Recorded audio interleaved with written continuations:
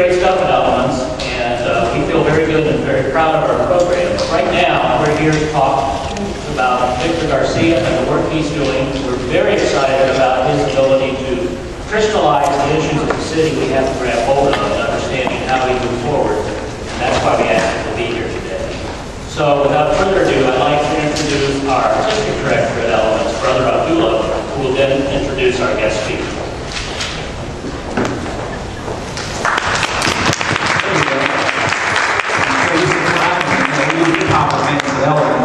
Whenever I get on stage, everybody's clapping and energized. So thank you guys. So yeah, I'm Brother Abdullah, program director at Elements Hip Hop Youth Arts Center. On behalf of our organization, I'd like to thank Christ Church Cathedral for their efforts to bring together the community to discuss important issues on a regular basis. With Elements this year and further times, we're intending to participate with leaders and other organizations who want to make positive change and improving our inner city opportunities for our inner city youth. So it's an honor for us to come together with Christ Church and support this event. We'd also like to thank all of you for attending and for your concern for the inner city, which has led to your attendance today. Our guest speaker today is Dr. Victor Garcia. He is a pediatric surgeon, and on a regular basis, he treats young people who have conditions that are result oftentimes in violence. These are young people from the inner city. As you all know, myself and Tom and others at Elements Hip Hop Youth Arts Center, we work with the urban population on a regular basis. And for the short time that I've known Dr. Garcia, what I appreciate about his efforts and what I respect about his efforts is that his idea of how to bring about change and solutions to our city is to bring together all of you, people from the urban core, people from outside the urban core together to rethink solutions. So the way he sees it is that you can't make the change unless we bring together everybody to talk about that change. At Elements, we have a phrase, we say, don't fear the unknown, or in other words, embrace the unknown. In other words, in layman terms, get to know your neighbor. Simple as that. And this is what Dr. Garcia, what I respect about Dr. Garcia's way of thinking.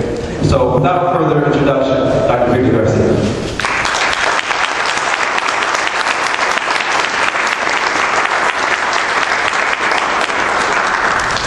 Thank you, Brother Abdullah. Thank you, Tom. Thank you all for being here. It's a singular pleasure to have this opportunity to share some thoughts, some reflections, inward reflections, and hopefully, ultimately, some outward action that you can join me with as you hear more about core change.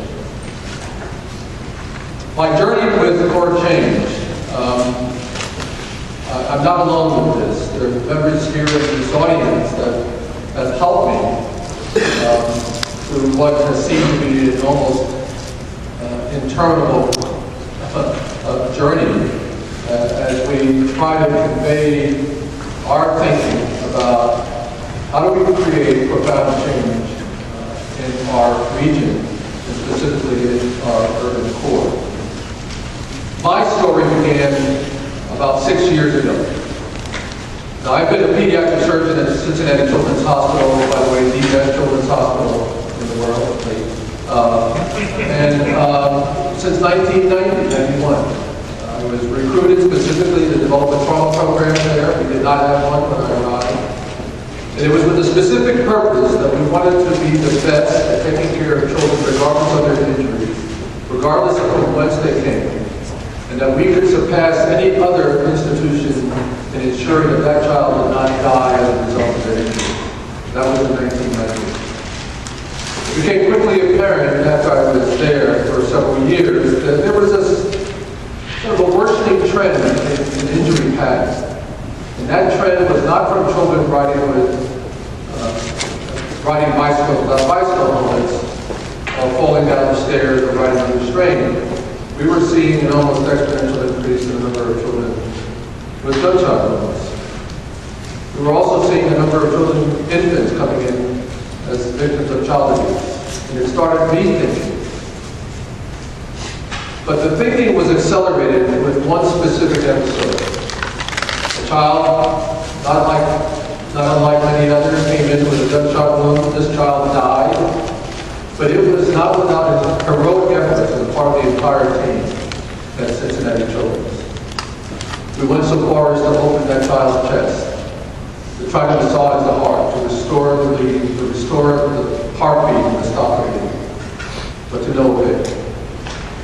And as is our custom, we went out and talked to that mother and told her that everything was done for that child, that your child did not suffer, and that there was no other recourse other than the child and safe hands. And the mother wept, and I wept with that mother. But I left that room doubting that what I had said was true. Did I do everything as a pediatric surgeon at the premier children's hospital this week to avoid that child passing? And I came to the unsettling conclusion that despite my skill in the operating room, despite my title, despite the awards, that I had not done everything that I could. Because it became apparent to me that there were things that I could have done, that I needed to do, that must be done in order to prevent these injuries. And then that led me on a path to explore what are the root causes for the inner city violence that many of us think are immutable, that have resisted all the efforts that we've attempted to get. Along that journey, I was accompanied by a number of people who were much smarter than I, and they helped me as I wavered at times. Some of them were in this room. Some of them are not in this room, but have such expertise in bringing about sustained change on the scale of the whole that they are tales of legend. Peter Senge, David Cooper-Ryder, our own Craig Vogel, Peter Block, as well as John McKnight. And I promised that mother, inwardly, that her son did not die in vain. And that's the story that I want to share with you today. You know, my experience is, as I go along this journey, that all too often we forget that we're part of the whole. The whole that we all call universe. We experience ourselves, our thoughts, and our feelings as though we're separated from the rest. And we don't realize that this is really an optical delusion of our own consciousness. It's really somewhat of a prison in a sense. It limits and restricts our personal desires and affections and concerns for just a few typically nearest to us, and I would dare say people who look like us. With apologies to Chesterton, in my view and experience, the Christian ideal has not been tried and found wanting. The Christian ideal, rather, has been found difficult and left untried. I believe with the story that you're going to hear today about core change, the processes that are bundled under this name, that if it's implemented with fidelity and with rigor, with your participation,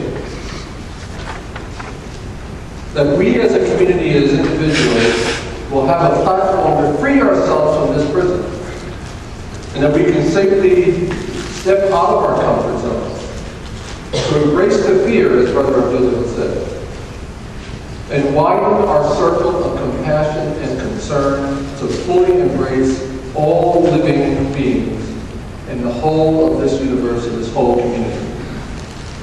So that in our lifetimes, in my lifetime, that indeed we can see health, peace, and prosperity for all children of all species, for all generations.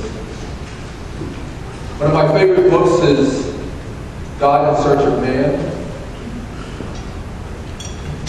by Rabbi Abraham Joshua Heschel. He says that God's purpose on earth here can only be translated through us. St. Teresa of Avila, who I frequent in my readings as I go through my meditation in the morning, simply challenges us that Christ has no body now on earth but ours, no hands but ours, no We are his hands, his eyes, and his feet. And with that sort of understanding that our inward reflection can be translated into outward action, and it can be informed action, that we can become eyes towards Christless compassion on the rest of the world, regardless of whether they look like us or not. That is what core change is about. It's understanding through the richness of the conversation that people who don't look like us, with whom we don't interact often, are really just like us. And perhaps if we look deeply, we can see that there's Christ in them. You know, I thought it was rather fortuitous that I was preparing for this talk, that I came across an article the talk actually by Jeffrey Immel, who, as you know, is the CEO of GE. And in it, he talks about that in 2009, shortly after the worst recession since the 1930s, that he had to have a look at the man in the mirror. What Brother Abdullah didn't tell you is that I had the good fortune of having graduated from the United States military academy. Bob McDowell graduated from the United States military academy. And Jeffrey Immel, in this remarks that he made to the class at West Point, talks about systems thinking, which you're going to hear about as far as the question. He talks about the importance